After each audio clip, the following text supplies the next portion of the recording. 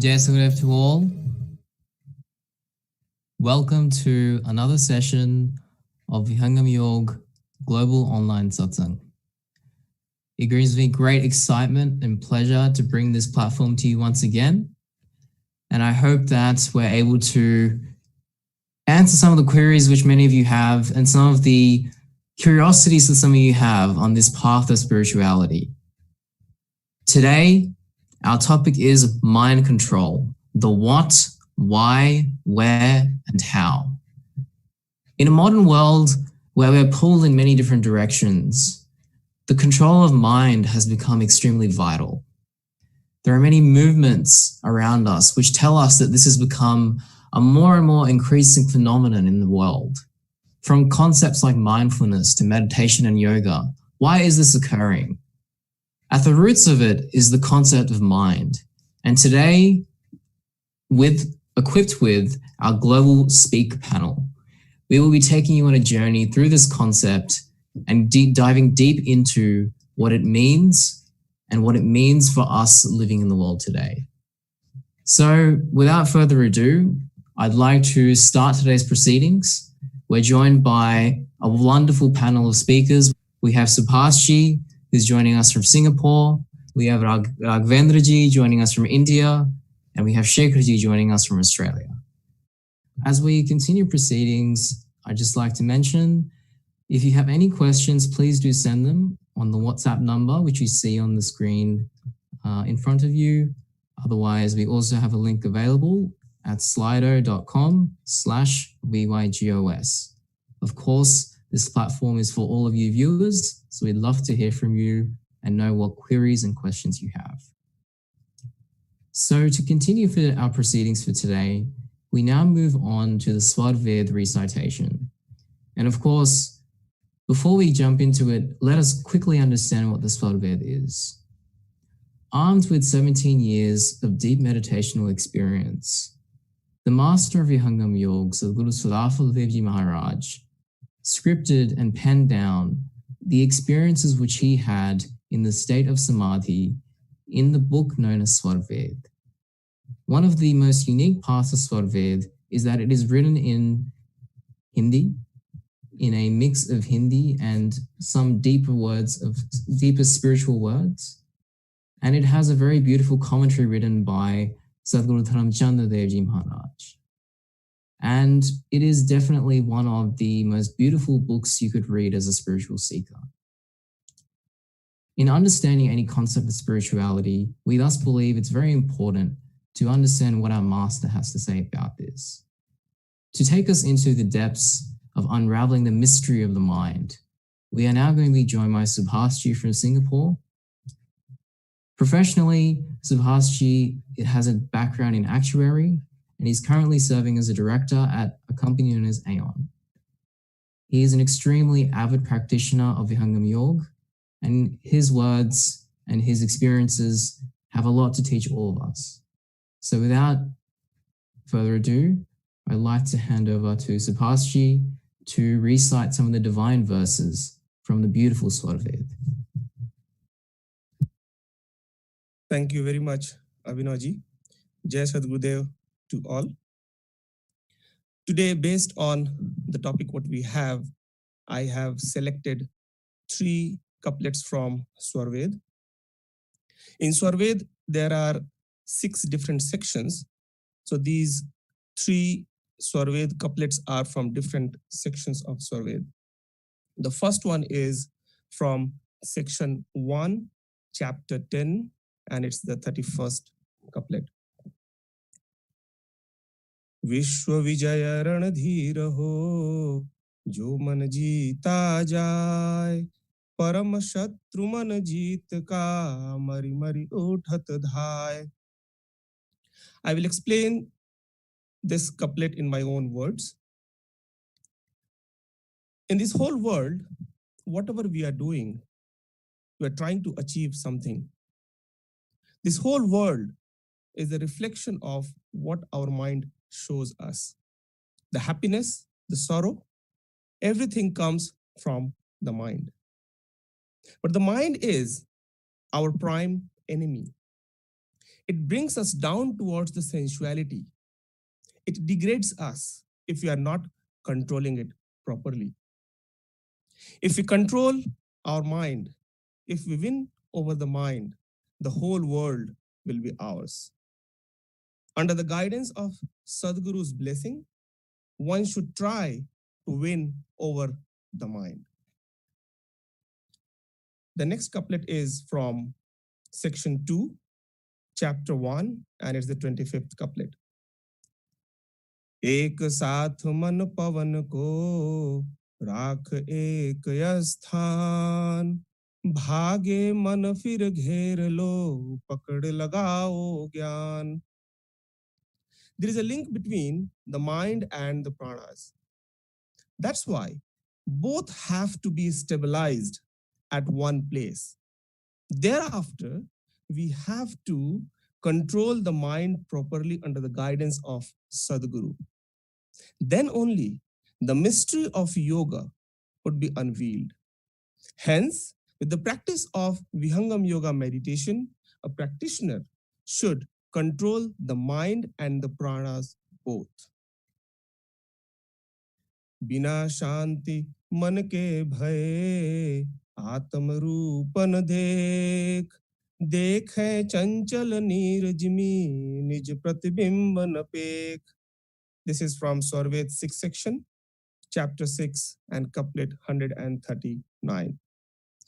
In this couplet, Swamiji says, without the mind is being quiet, the soul cannot see its own self, as one's own reflection cannot be seen in a disturbed water. Here, a very nice explanation has been done that if we have a water in front of us and we try to see our image into the water, we can see it clearly only when the water is not disturbed. The mind is acting here as the water. If the waves of the minds are continuously flowing through, if there is disturbance, we cannot see ourselves. We cannot reach to the level of the soul. This is all from my side today on Swarved. Jai Sadgurudev. Back to you, Abhinavji. Thank you very much, Subhash ji, for reciting these beautiful verses from the Swarved. And so now that we have completed our first two parts of the session, we first heard the beautiful prayers from Sanatji, who we thank once more. We also just heard the recitation of Swarved, the divine nectar of Swarved from Subhash ji. Now we are prepared to dive more deeply into this topic: mind, control, the what, why, where, and the how. It gives me great pleasure to invite to the platform and to introduce you all to Raghavendra ji, who is joining us from India.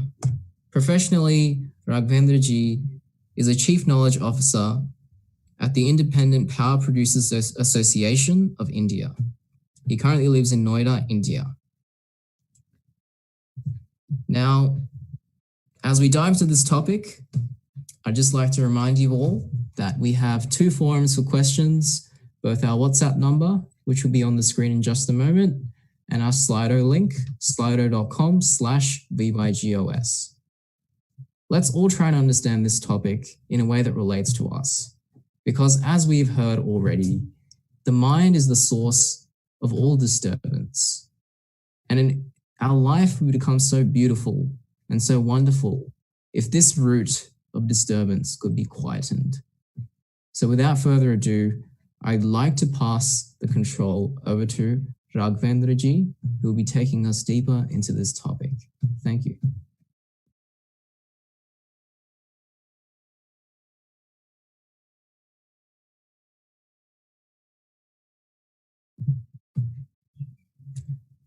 So I'd just like to request once more, Raghavendra ji, if you could please grace us with your... Thank you very much. Thank you. Am I audible now?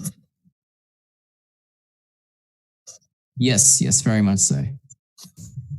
Thank you. So here I go. Thank you for the introductions Thank you, Subhash for singing the passages from the Holy Swarved.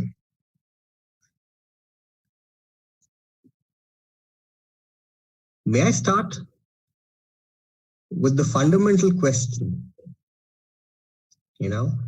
one that relates to the purpose of life. Before we start anything, if we need to attain what we set out to achieve, it is important for us to be mindful and aware of the purpose of our journey. For only then can we know, are we succeeding in the quest for what we have set out in the first place? So the question is, who am I? I am a constant companion. I am your greatest helper or heaviest burden. I will push you onward to greater heights or drag you down to failure. You may run me for a profit or run me for ruin. It makes no difference to me.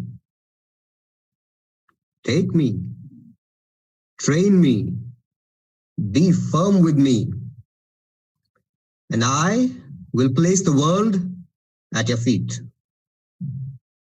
Be easy with me, and I shall destroy you. Who am I? I am your mind. For all practical purposes to the uninitiated, I am you.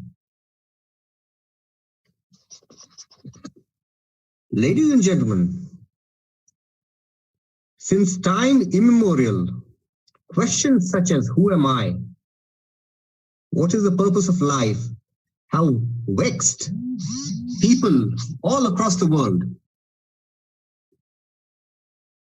If we delve deep into the spiritual texts, not just those holy texts that emanated from India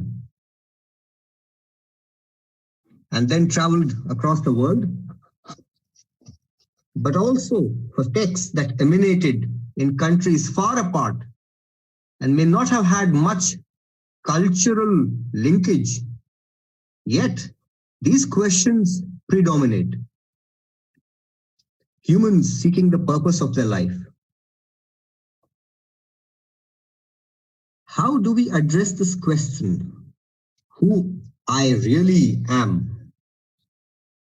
When we are children, who am I answers itself differently. When they grow into adults, the answers keep changing and we are always in a state of flux. For those who know the Bhagavad Gita, Lord Sri Krishna says, for those who have conquered the mind, it is their friend. For those who have failed to do so, the mind works like an enemy. So, in a sense, the mind is both our friend and our enemy. Because we see that there are times that the mind does temporarily seem to come under control. And that is when we are able to achieve success in studies, in career, in relationships. While at other times, the mind runs away like 100 horses, drawing the chariot of yourself in different directions. And so you seem to work at cross purposes. And everything falls apart. So then, what is the mind? And how can we control it, if at all it can be controlled? The Bible says, do not be conformed to this world, but be transformed by the renewal of your mind, that by testing you may discern what is the will of God, what is good and acceptable and perfect in Romans 12:2.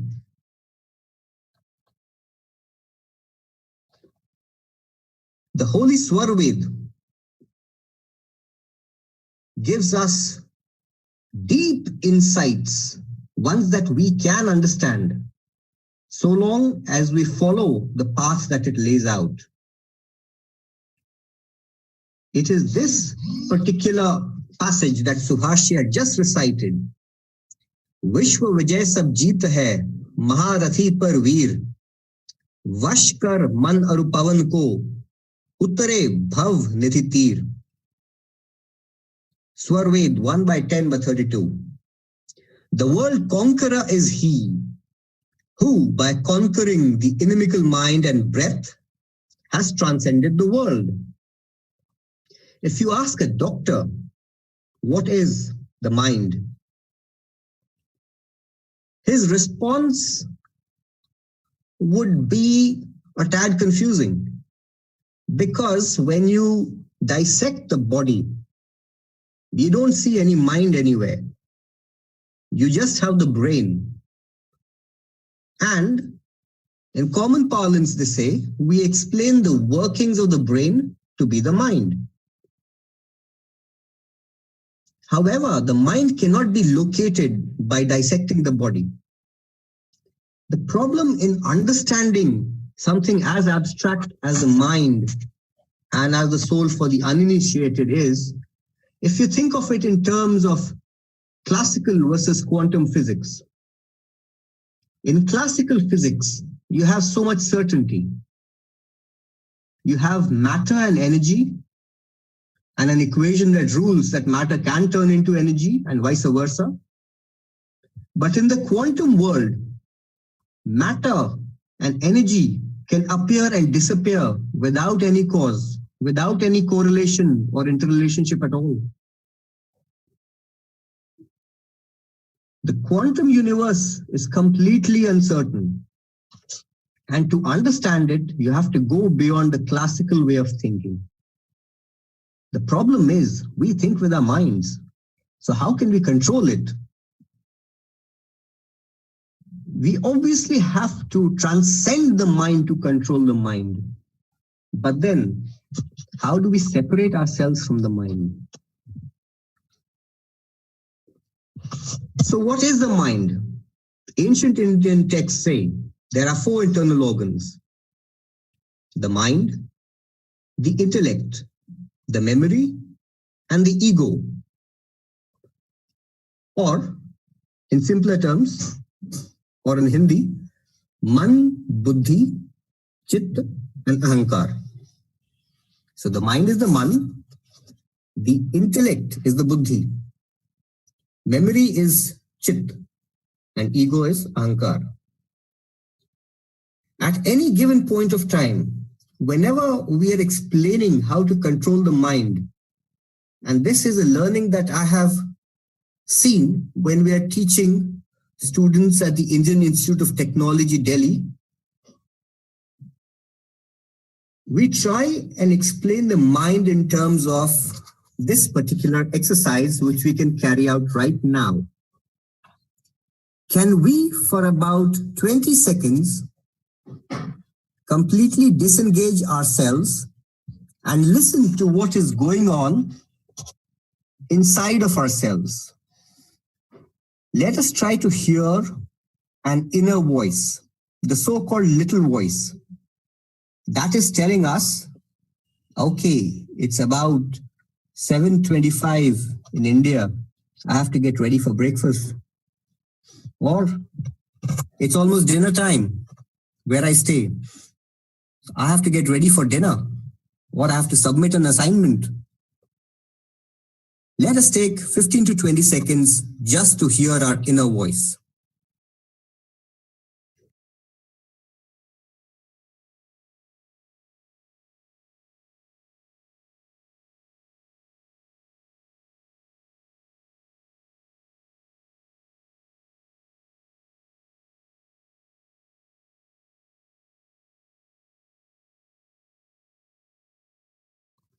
Great.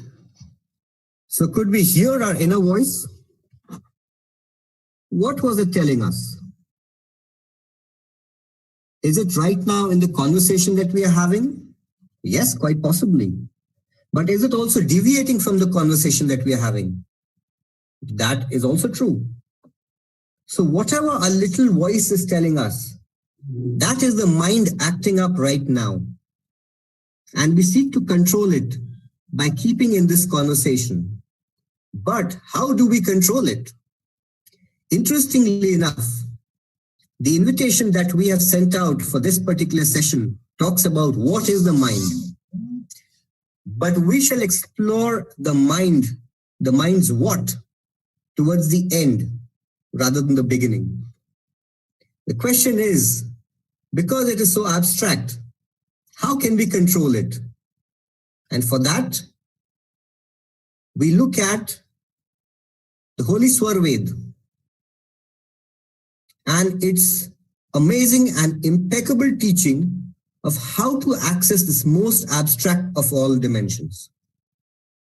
As per Vihangam Yoga, if we take the summary of how to access the mind, most of the time the mind resides in our eyesight, or extending that logic a little further, in memories based on it, memories that lie in the chit. So the chit is like your RAM or perhaps your hard drive, from wherein you get your memories. So most of the time we see our mind is on our conscious eyesight. In our waking hours, we are where our eyes are looking.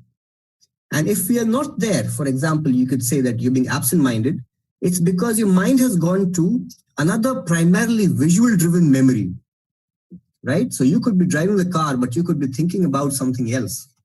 And when you reflect on it, you realize that that second-order thinking is based on primarily a visual memory.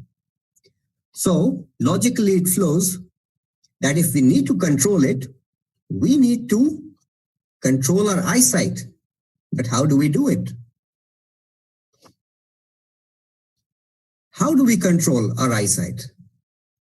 We then look at the Swarved, which says that the conscious stream that emanates from the mind, going out through both eyes, needs to converge at a particular focal point where the mind is the weakest. Because no matter what we do, we are our minds at this present moment. And though we are trying to use buddhi to control it, we are unable to do so because we are so much in the grip of our mind. Right now, we are our mind. Therefore, we look at the point of initiation, which is the mind's weakest point in the first stage of Brahma Vidya Vihangam Yoga. A particular technique that is given explicitly in the Gita, for those who know, in the chapter on meditation, chapter number 6. For as long as we're looking at that particular point of initiation, we get access to control our mind. And the mind takes us away. And then we try, and through practice, we get it back under control. And yet it sways. So what do? We aim for satsang. That is, instead of just sitting down in solitude by ourselves for all days of the week and all weeks of the year, we seek the company of those who are similarly inclined towards the truth. And most importantly, we seek the blessings and the guidance of a great soul who has already conquered his mind, who has already been through this journey. Just imagine, can you even learn an experiential subject like driving or swimming by joining up a correspondence course or a distance learning program? Can you excel at it? We can't. Look at it from the perspective of students who are doing their PhD, who move on to uncharted territory. For as long as we are students at lower levels, we have a rigid framework, we know what we want to achieve, and we go step by step. But as you move into uncertainty, it is the guide who can only give you access to that degree that you really want. So transcending all of this requires the presence, the blessings of a very, very, very powerful and a realized soul. Therefore, when we seek satsang, we do so under the guidance of the one and only Sadguru, the one and only true teacher. Moving on to how we control the mind. His Holiness Sadguru Sri Swatantra Devji Maharaj has referred to the following, which translates into, you are what you eat. So before we sit to even control the mind, we must be careful of what we eat. We should eat foods that promote a sambhav. Avoid completely eating junk food. Avoid foods that make your mind deviate further in a state of flux. Eat healthy, fresh food and only in quantities that you really require.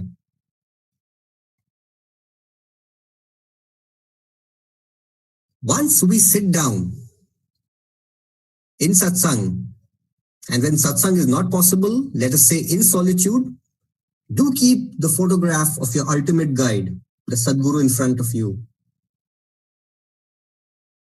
When we practice control of the breath, why do we do so? When the Swarved says that the mind, the man and the pran, the force of breath, are inextricably interlinked for the uninitiated, that is, how does control over one give control over the other? Let us try a practical demonstration which should take no longer than 15-20 seconds again. No matter where our mind is right now, no matter what our little voice is telling us right now, let us try this simple exercise. Exhale your breath completely. Exhale it completely and stop it. Stop your breath completely after exhaling it. Let your brain, let your body not get any oxygen right now. And notice your mind. Notice your mind.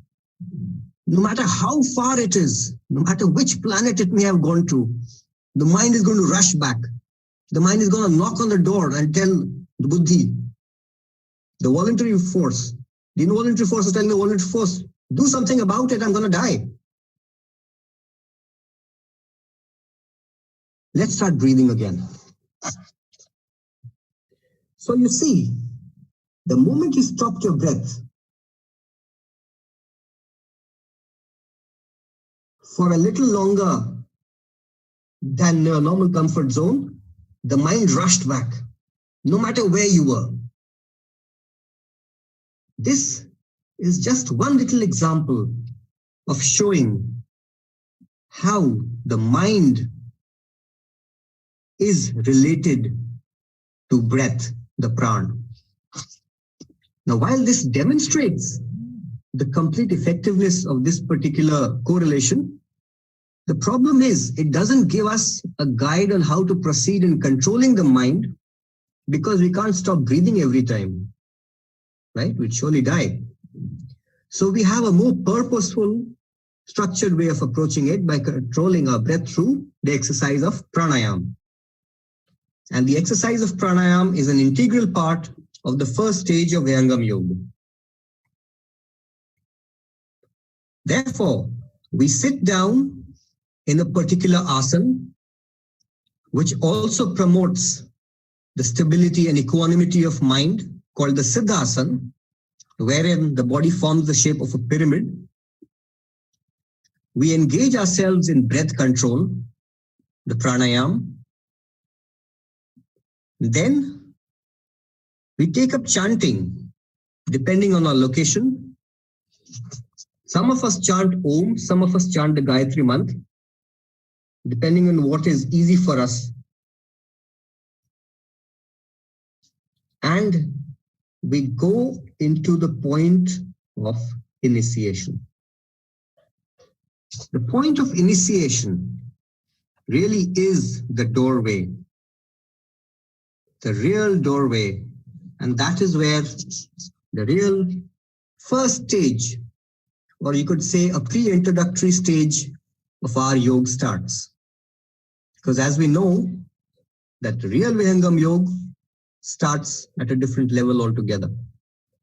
However, we seek to control our minds by entering this particular portal. That's all from us here in Noida, folks. We shall continue this quest in following sessions, and we hope you can join us and stay with us. Thank you. Sadgurudev Bhagwan Ki Jai. Wow, very big thanks to Raghavendra ji. What a wonderful explanation of this very deep and, important topic to all of us. Because as Raghavendra ji was saying, the control of mind is not something that we can ignore. Unfortunately, the way in which we exist, every element of our body is interlinked. Every element of our existence is interlinked. And at its roots, as Raghavendra ji very beautifully explained to us, is the nature of mind. So I'd like to once again say a big thank you to Raghavendra ji for such a wonderful speech and such a wonderful explanation. As he mentioned, there are a few more parts in this session which we'd like to proceed towards. I'd like to quickly take another moment to remind you all. I've already seen some questions on our WhatsApp group and on our Slido link. I'd like to remind you all to please put any questions you have on both of those platforms so that we can address them in an appropriate way. Now we move on to a very exciting part of our session, the Q&A session. First, a thanks to all the seekers and viewers who are listening for putting forward your queries and questions. Of course, we're only here to help each and every one of you and ourselves to understand all these concepts in a deeper way. We are now joined by Shekhar ji from Australia as well. Professionally, Shekhar ji is a quality and compliance manager at Open Colleges and he's an avid practitioner of Vihangam Yoga for many, many years. Shekhar ji has many experiences which I'm sure he can share with all of us, and I welcome him to this part of the session. We will also, of course, be joined by our prime speaker of the day, Raghavendra ji, who will also be helping us dive into these questions.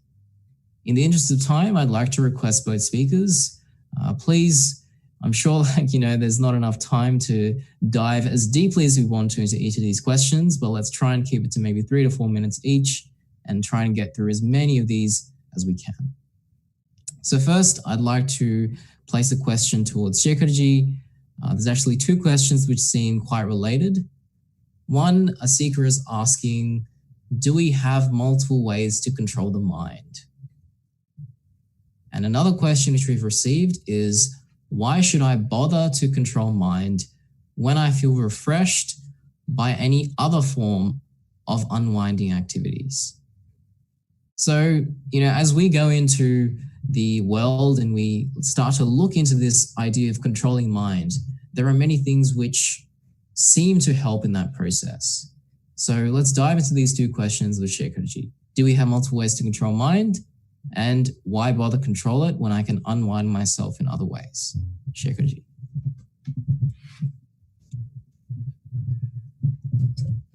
Hello, everybody.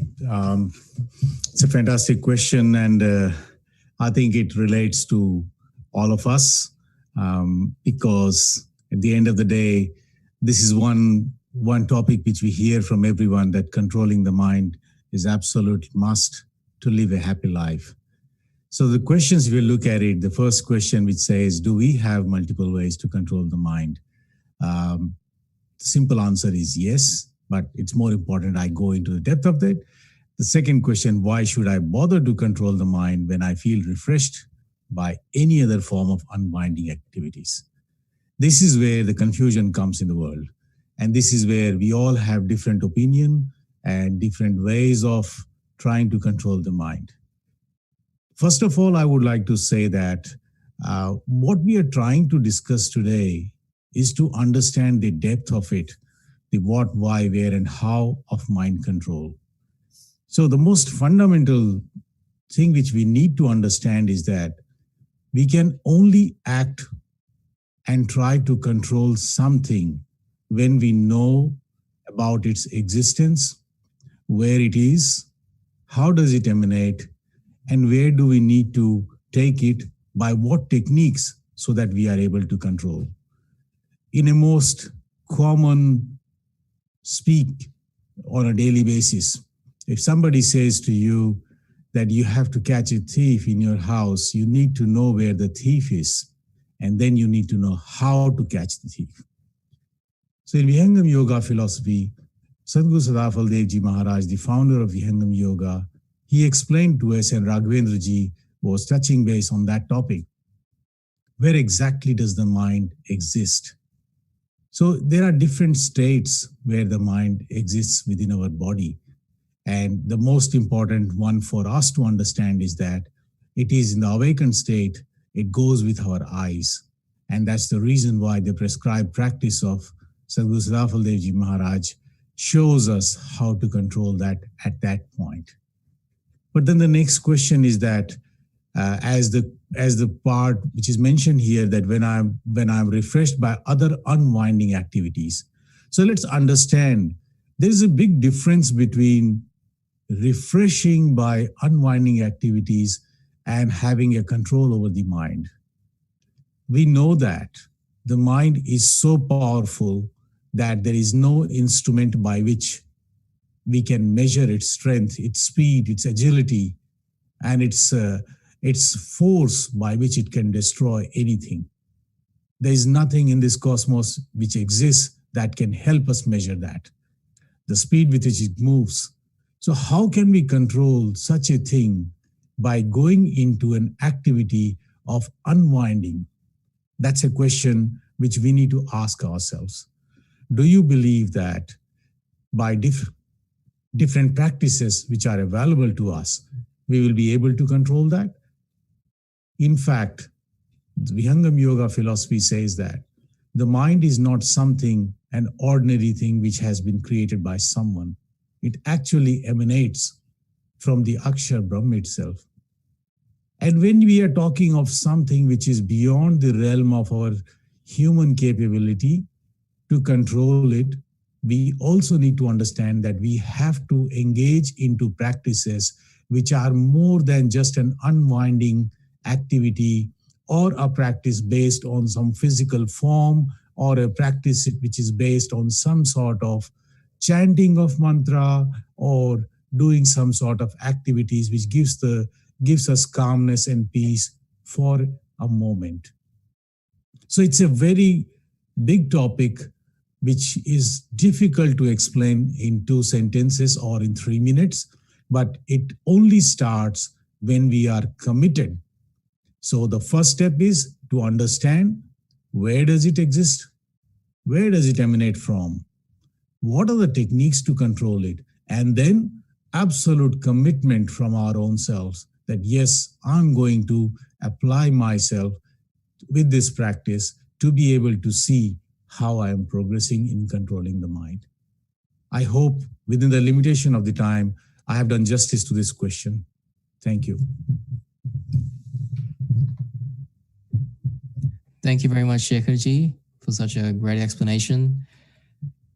And it's great because our last question for the day it touches on something which Shekharji also just mentioned, that there are two forces within our body, one which is mind and one which is the soul. So the seeker is asking, and I'll put this question to Raghavendra, who I hope you can hear me. So I'll be putting this question to you about these two forces.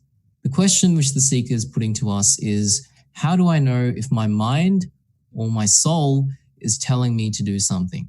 How can I identify which force is making me act? So Raghavendra, if you could please take us into this question, and then we'll proceed towards the end of our session. Thank you. Am I audible? Yes, indeed. Okay. That is a very interesting question, because for as long as we are within the realm of nature and within the realm of the mind, we can never distinguish between the man buddhi. So the man is the involuntary roaming of this abstract concept that we are calling, and the buddhi is the controlled logic, the one that tells you that, okay, no, this is not time for me to be whiling away, sitting under a tree and philosophizing. This is time for me to be studying or preparing for the next day or eating. So the voluntary part, the deliberate part, is the buddhi that seeks to control the mind.